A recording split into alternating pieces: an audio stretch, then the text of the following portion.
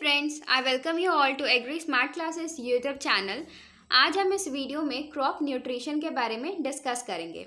So let's start. जैसे human beings को मतलब हमें न्यूट्रिएंट्स की रिक्वायरमेंट होती है, जैसे मिनरल्स, विटामिन्स, फैट, कार्बोहाइड्रेट, इन सारी चीज़ों की रिक्वायरमेंट होती है ताकि हमारा प्रॉपर ग्रोथ और डेवलपमेंट हो सके।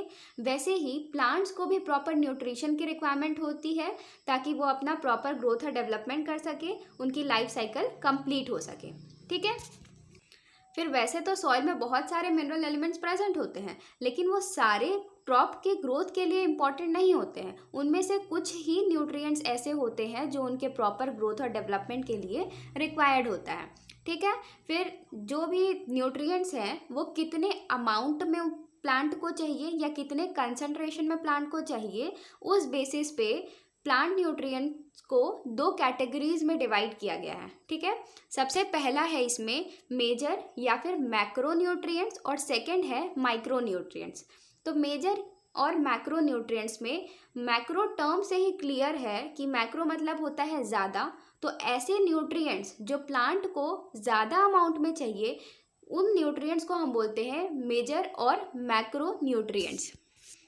मैक्रो न्यूट्रिएंट्स को तीन कैटेगरीज में या तीन ग्रुप्स में डिवाइड किया गया है। ठीक है। सबसे पहला है बेसिक न्यूट्रिएंट्स, जिसमें आता है कार्बन, हाइड्रोजन एंड ऑक्सीजन।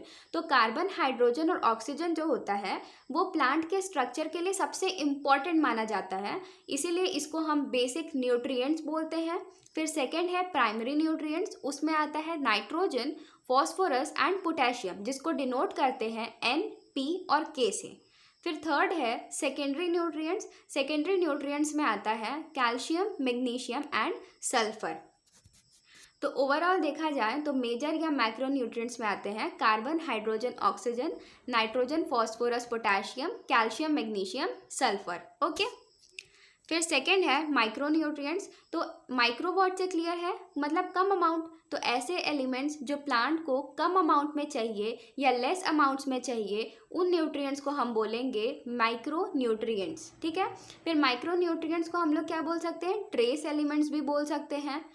ठीक है। ट्रेस अमाउंट मतलब कम अमाउंट में चाहिए, बहुत ही कम अमाउंट में चाहिए। इसमें आता है iron, manganese, zinc, copper, boron, chlorine, molybdenum and निकल।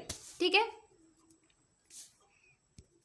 इस वीडियो में हम जो मेजर या फिर मैक्रो न्यूट्रिएंट्स हैं उनके बारे में डिस्कस करेंगे। ये होगा पार्ट 1, जिसमें हम मेजर या मैक्रो न्यूट्रिएंट्स के रोल, डेफिशिएंसी सिम्टम्स और जो भी वो डिजीज कॉज करते हैं प्लांट में या उनके डेफिशिएंसी से जो डिसऑर्डर्स होते हैं प्लांट में, उसको हम पढ़ेंगे। और नेक्स्ट पार्ट जो होगा पार्ट 2, उसमें हम माइक्रो न्यूट्रिएंट्स के बारे में डिस्कस करेंगे।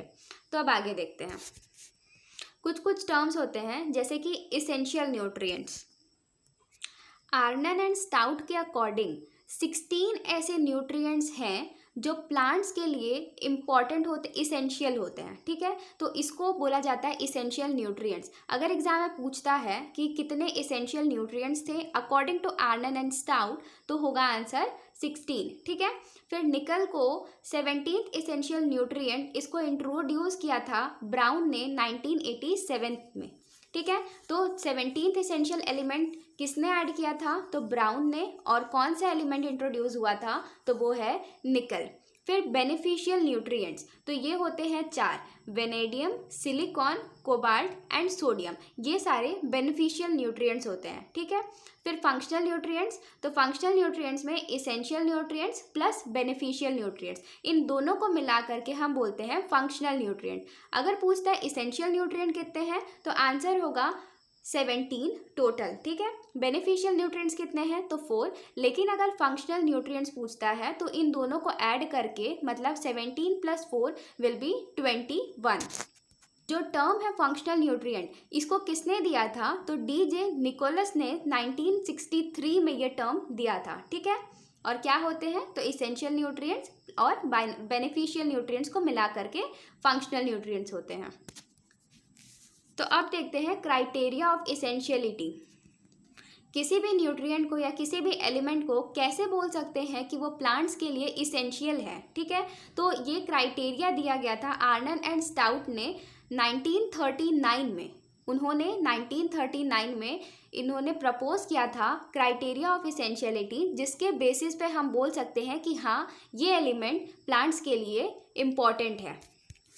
उन्होंने 3 क्राइटेरियाज दिए थे, तो अब हम वो 3 क्राइटेरियाज देखेंगे जिसके बेसिस पर हम बोल सकते हैं कि ये जो प्लांट न्यूट्रिएंट्स है वो प्लांट के लिए इसेंशियल है। सो फर्स्ट वन इज, जब किसी न्यूट्रिएंट के या किसी एलिमेंट की प्लांट में डेफिशिएंसी होती है तो उसके बिना प्लांट अपना या तो वेजिटेटिव या रिप्रोडक्टिव स्टेज कंप्लीट नहीं कर पाएगा उस एलिमेंट के बिना, तो हम उस एलिमेंट को बोलेंगे वो एलिमेंट इसेंशियल है प्लांट के लिए। उसके बिना प्लांट अपना लाइफ साइकिल कंप्लीट नहीं कर सकता है, ठीक है। तो deficiency of an essential nutrient element makes it impossible for the plant to complete the vegetative और reproductive stage of its life cycle.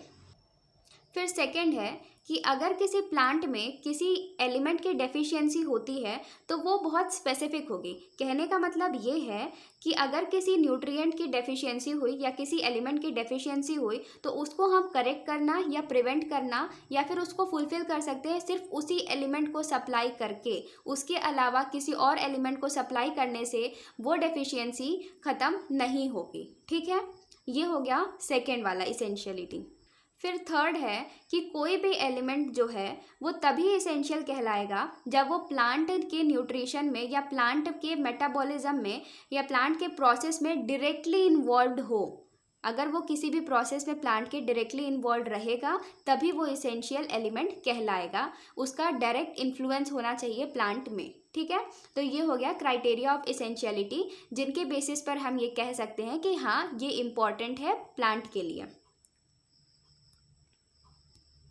तो अब हम मैक्रो न्यूट्रिएंट्स, जो भी हम मैक्रो न्यूट्रिएंट्स देखें उनका क्या रोल है प्लांट में, उनके डेफिशिएंसी सिम्टम्स कैसे होते हैं और उनके डेफिशिएंसी से या टॉक्सिसिटी से कौन कौन से डिजीजेस, कौन कौन से डिसऑर्डर्स होते हैं, उसके बारे में हम डिस्कस करेंगे, ठीक है।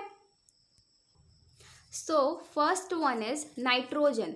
तो नाइट्रोजन जो है प्लांट किस फॉर्म में एब्जॉर्ब करता है, तो nitrate ion and ammonium ion. Nitrate को हम डिनोट करते हैं NO3- से एंड अमोनियम आयन मतलब NH4+, ठीक है। इस फॉर्म में प्लांट नाइट्रोजन को एब्जॉर्ब करता है। अब नाइट्रोजन का क्या रोल होता है प्लांट में, तो प्लांट में जो ग्रीन कलर है वो किसकी वजह से होता है, तो नाइट्रोजन। तो जैसा हम जानते हैं कि ग्रीन कलर कौन देता है प्लांट को, तो क्लोरोफिल के वजह से होता है। तो क्लोरोफिल का एक इम्पॉर्टेंट पार्ट है नाइट्रोजन, इस वजह से हम ये बोलते हैं कि नाइट्रोजन जो है ग्रीन कलर इम्पार्ट करता है प्लांट को, ठीक है। फिर ये वेजिटेटिव ग्रोथ को भी एनकरेज करता है। अब वेजिटेटिव ग्रोथ को कैसे, तो फोर्थ पॉइंट देखना कि फोर्थ पॉइंट में दिया हुआ है कि it plays an important role in the synthesis of auxin. तो ऑक्सिन एक प्लांट हार्मोन है जिससे ग्रोथ होता है प्लांट का, ठीक है। तो ऑक्सिन के सिंथेसिस में अगर वो इम्पॉर्टेंट रोल प्ले करेगा तो वेजिटेटिव ग्रोथ को भी वो इन्फ्लुएंस करेगा, उसको एनकरेज करेगा, ठीक है। फिर नेक्स्ट है कि नाइट्रोजन जो है इम्पॉर्टेंट कंपोनेंट है enzymes, proteins, amino acids, nucleic acids and chlorophyll, ठीक है। तो नाइट्रोजन इन सब चीज़ों का एक इम्पॉर्टेंट कंपोनेंट है। अब इसके डेफिशिएंसी से क्या क्या सिम्टम्स हमें देखने को मिलते हैं प्लांट में वो देखते हैं। तो नाइट्रोजन का जो डेफिशिएंसी है वो लोअर लीव्स या फिर ओल्ड लीव्स में देखने को मिलता है। मतलब जो नीचे में जो लीव्स होते हैं उनमें हमको डेफिशिएंसी सिम्टम्स हम देख सकते हैं नाइट्रोजन का। तो नाइट्रोजन का नीचे वाले लीव्स में क्यों शो होता है, क्योंकि नाइट्रोजन जो है वो बहुत ही मोबाइल एलिमेंट होता है। मोबाइल मतलब बहुत ही तेज़ी से वो मूव कर जाता है प्लांट में, तो सबसे पहले ऊपर वाले पार्ट में चला जाता है। तो इस वजह से नीचे वाले पोर्शन में या लोअर लीव्स बोल सकते हैं या ओल्डर लीव्स, इनमें उसका डेफिशिएंसी शो करता है, ठीक है।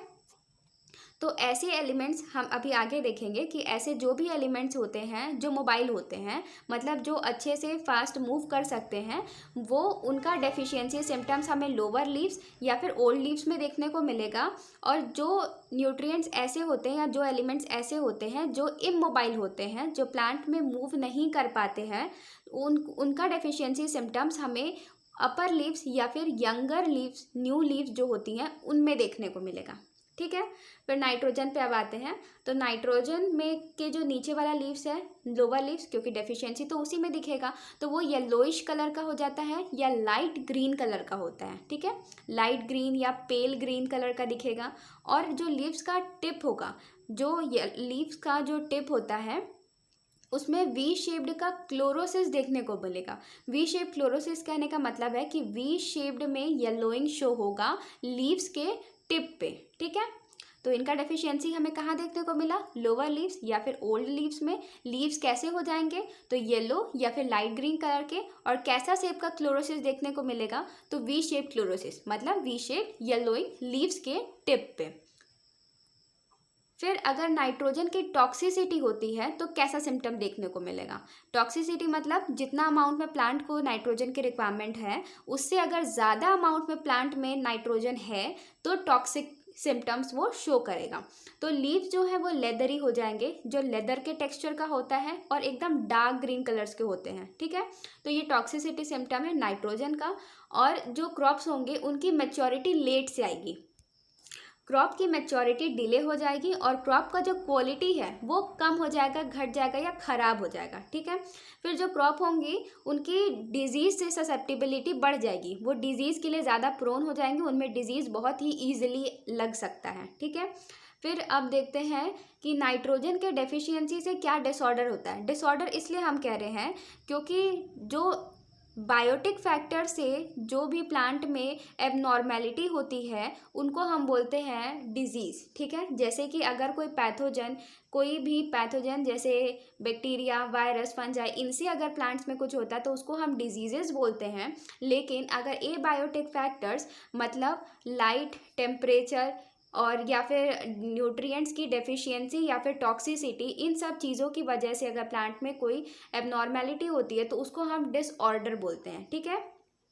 तो नाइट्रोजन की डेफिशिएंसी से पानसुख डिजीज होता है पैडी में और कॉलीफ्लावर में बटनिंग होता है। साइड में जो डायग्राम शो किया गया है बटनिंग इन कॉलीफ्लावर का है, ठीक है। तो इसमें हम देख सकते हैं कि जो कॉलीफ्लावर का कर्ड होता है, कॉलीफ्लावर के फ्लावर को हम कर्ड बोलते हैं, तो वो जो कर्ड होता है वो बटन के शेप का, छोटे छोटे बटन के शेप में अलग अलग हो जाता है, तो इसको हम बोलते हैं बटनिंग इन कॉलीफ्लावर। ये नाइट्रोजन की डेफिशिएंसी से होता है। Next one is phosphorus. तो फॉस्फोरस प्लांट किस फॉर्म में एब्जॉर्ब करता है, तो वो है H2PO4-, ठीक है। फॉस्फोरस जो है वो एक इम्पॉर्टेंट कंपोनेंट होता है न्यूक्लिक एसिड का, ATP और ADP का। हम ये आगे अभी क्रॉप फिजियोलॉजी में देखेंगे। ATP, ADP ये सारी एनर्जी के एक फॉर्म है, ये बोल सकते हैं हम। इनका एक इम्पॉर्टेंट कंपोनेंट होता है फॉस्फोरस। इसीलिए थर्ड पॉइंट में जैसे देख सकते हैं, it act as energy currency. Okay, ये ATP और ADP के फॉर्म में का सबसे इम्पॉर्टेंट कंपोनेंट होता है और ये एनर्जी के लिए, प्लांट में एनर्जी के लिए सबसे इम्पॉर्टेंट होता है, इसलिए हम इसको एनर्जी करेंसी भी बोलते हैं, ठीक है।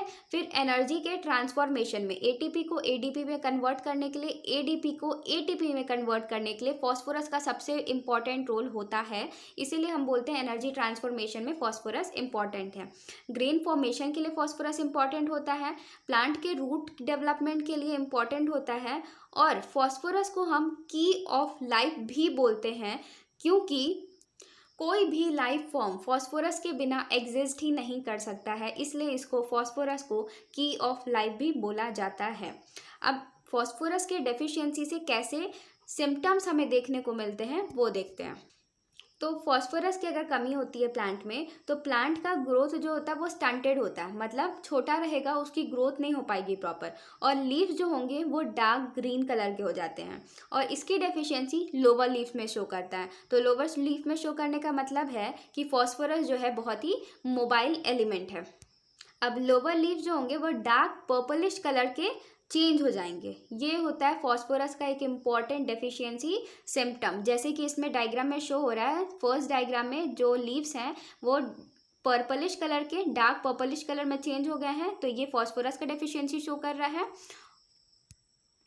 और इसके डेफिशिएंसी से जो डिसऑर्डर होता है वो है sickle leaf disease. Next one is potassium. Potassium जो है वो K+ मतलब पोटेशियम आयन के फॉर्म में प्लांट में एब्जॉर्ब होता है, ठीक है। फिर ये ट्रांसपिरेशन को रिड्यूस करता है और फोटोसिंथेटिक रेट को इंक्रीज करता है। ठीक है, जो प्लांट में ट्रांसपिरेशन का एक प्रोसेस होता है जिसमें वाटर वेपर प्लांट के एरियल पार्ट से ट्रांसपायर होता है या रिमूव होता है, तो उसको हम बोलते हैं ट्रांसपिरेशन। तो उसके रेट को कम करता है और फोटोसिंथेसिस के रेट को बढ़ा देता है। ठीक है, ये पोटेशियम का एक इम्पॉर्टेंट रोल है। पोटेशियम डिजीज़ और ड्रॉट टॉलरेंस, मतलब सूखे से इन सब से टॉलरेंट करता है प्लांट को, टॉलरेंस प्रोवाइड करता है प्लांट को। बहुत सारे एंजाइम्स का एक्टिवेटर होता है। ठीक है, पोटेशियम बहुत सारे एंजाइम्स को प्लांट में एक्टिवेट करने का काम करता है। स्टोमेटा रेगुलेशन का भी काम करता है। स्टोमेटा के ओपनिंग और क्लोजिंग में सबसे इम्पॉर्टेंट रोल होता है पोटेशियम का। और पोटेशियम को सबसे इम्पॉर्टेंट हम लग्जरी कंजप्शन बोलते हैं। क्यों? क्योंकि जितना पोटेशियम का एब्जॉर्प्शन होता है प्लांट में, उस अकॉर्डिंग हमें ईल्ड पे कोई डायरेक्ट इन्फ्लुएंस नहीं दिखता है, इसलिए हम पोटेशियम को लग्जरी कंजप्शन भी बोलते हैं। अब पोटेशियम का जो डेफिशिएंसी सिम्टम्स है वो लोअर लीव्स में शो करता है। लोअर लीव्स में शो करता है, इसका मतलब क्या है कि जो ये न्यूट्रिएंट है ये मोबाइल है। ठीक है, फिर जो लीव्स हैं उनमें डाउनवर्ड कर्लिंग, मतलब नीचे की तरफ जो लीव्स की जो टिप्स होती हैं वो मुड़ जाती हैं। इसमें मार्जिनल क्लोरोसिस होता है, मतलब कुछ एरियाज जो होते हैं वो येलो कलर में चेंज हो जाते हैं। और जो लीव्स हैं उनमें स्कॉर्चिंग और बर्निंग अपीयरेंस दिखता है, जैसे कि डायग्राम में दिख रहा है। जो साइड मार्जिन वाला जो एरिया है लीव का, उसमें बर्निंग अपीयरेंस दिख रहा है, स्कॉच्ड, बर्निंग। तो ये जो है डेफिशिएंसी सिम्टम्स हो गया पोटेशियम का। अब पोटेशियम के डेफिशिएंसी से क्या डिसऑर्डर होते हैं? तो पहला, improper bunch filling of banana, banana का प्रॉपर बंच फिलिंग नहीं होता है। Petal burn in chrysanthemum, chrysanthemum का जो पेटल होता है उसमें बर्निंग अपीयरेंस दिखेगा। Marginal chlorosis in grapes and leaf scorching, ये सारे डिसऑर्डर हैं पोटेशियम की डेफिशिएंसी से। ठीक है, नेक्स्ट वन इज कैल्शियम। अब कैल्शियम प्लांट कैल्शियम को एब्जॉर्ब करता है Ca2+ के फॉर्म में, मतलब कैल्शियम आयन के फॉर्म में प्लांट इसको एब्जॉर्ब करता है। कैल्शियम जो होता है वो सेल वॉल का सबसे इम्पॉर्टेंट कॉन्स्टिट्यूएंट होता है। ठीक है, जो रूट्स होते हैं प्लांट के उनको प्रोटेक्ट करने का काम करता है। किससे? जब पीएच कम हो जाती है, मतलब एसिडिटी सॉइल में बढ़ जाती है, तो उससे कम करता है, उससे प्रोटेक्ट करता है। टॉक्सिक इफेक्ट एल्यूमिनियम और आयरन का, अगर एल्यूमिनियम और आयरन सॉइल में बहुत ज़्यादा अमाउंट में प्रेजेंट है तो उसके टॉक्सिक इफेक्ट से प्रिवेंट करता है प्लांट के रूट्स को। ठीक है, कैल्शियम का अब डेफिशिएंसी सिम्टम्स देखते हैं कि उसकी अगर कमी होती है तो प्लांट्स में कैसा सिम्टम्स देखने को मिलता है। तो डेफिशिएंसी में कैल्शियम की डेफिशिएंसी हमें कहाँ देखने को मिलती है? तो मेरिस्टम, टिप पोर्शन या फिर यंगर लीव्स, जो सबसे ऊपर की ग्रोइंग वाली लीव्स होती है ना, यंग लीव्स, टिप पोर्शन वाली लीव्स, उनमें डेफिशिएंसी सिम्टम्स देखने को मिलता है। जो लीव्स होती हैं उनमें डाउनवर्ड हुकिंग, मतलब लीव्स जो होती हैं वो नीचे की तरफ कर्ल हो जाती हैं और डिफॉर्म्ड हो जाती हैं। ठीक है, डिफॉर्म्ड मतलब है कि जो लीव्स हैं उनका शेप थोड़ा अजीब सा हो जाएगा, मतलब नॉर्मल नहीं रहेगा। अब इसके डिसऑर्डर से इम्पॉर्टेंट जो डिजीजेस हैं या डिसऑर्डर्स हैं वो देखते हैं कि टोमेटो में ब्लॉसम एंड रॉट होता है और कैरोट में कैविटी स्पॉट ऑफ कैरोट। ठीक है, जैसे डायग्राम में पहला डायग्राम दिखा रहा है ब्लॉसम एंड रॉट, मतलब जो ये टोमेटो है इसका जो सबसे नीचे वाला पोर्शन है इसमें एंड वाले पोर्शन में रॉट सड़ा हुआ जैसा दिखेगा, तो उसको हम बोलते हैं ब्लॉसम एंड रॉट। और कैविटी स्पॉट होता है कैरोट में, जैसे डायग्राम में शो किया गया है। ठीक है, फिर next one is magnesium. Plant भी मैग्नीशियम को Mg2+, मतलब मैग्नीशियम आयन के फॉर्म में एब्जॉर्ब करता है। तो एब्जॉर्बेबल फॉर्म क्या हो गया? Mg2+। अब मैग्नीशियम जो है इम्पॉर्टेंट कॉन्स्टिट्यूएंट होता है क्लोरोफिल का। क्लोरोफिल में का जो स्ट्रक्चर होता है उसमें जो सेंट्रल एटम होता है वो मैग्नीशियम ही होता है। ठीक है, फिर शुगर के मूवमेंट के लिए, उसके ट्रांसलोकेशन के लिए, मतलब एक पार्ट से दूसरे पार्ट में मूव करने के लिए मैग्नीशियम का इम्पॉर्टेंट रोल होता है। मैग्नीशियम की अब डेफिशिएंसी सिम्टम्स कहाँ पे शो होती हैं? तो सबसे पहले तो ओल्डर लीव्स में शो होती हैं, उसके बाद फिर ये ऊपर की ओर बढ़ने लगती हैं। तो सबसे पहले ओल्डर लीव्स या फिर नीचे वाली लीव्स में शो कर रही है, इसका मतलब मैग्नीशियम जो है मोबाइल एलिमेंट है। ठीक है, फिर जनरली इसको ऑब्जर्व किया गया है, जो भी ऐसे प्लांट्स हैं जो एसिड सॉइल या फिर सैंडी सॉइल में ग्रो करते हैं, जनरली मैग्नीशियम की डेफिशिएंसी वहाँ पे देखी गई है। ठीक है, फिर मैग्नीशियम के डेफिशिएंसी का सबसे इम्पॉर्टेंट सिम्टम है इंटरवेनल क्लोरोसिस। तो इंटरवेनल क्लोरोसिस का मतलब होता है कि जो प्लांट का जो लीफ है, जैसे ये लीफ है, इसका जो वेन्स है उसके बीच में क्लोरोसिस होगा, जो मेन वेन है उसमें क्लोरोसिस शो नहीं करता है।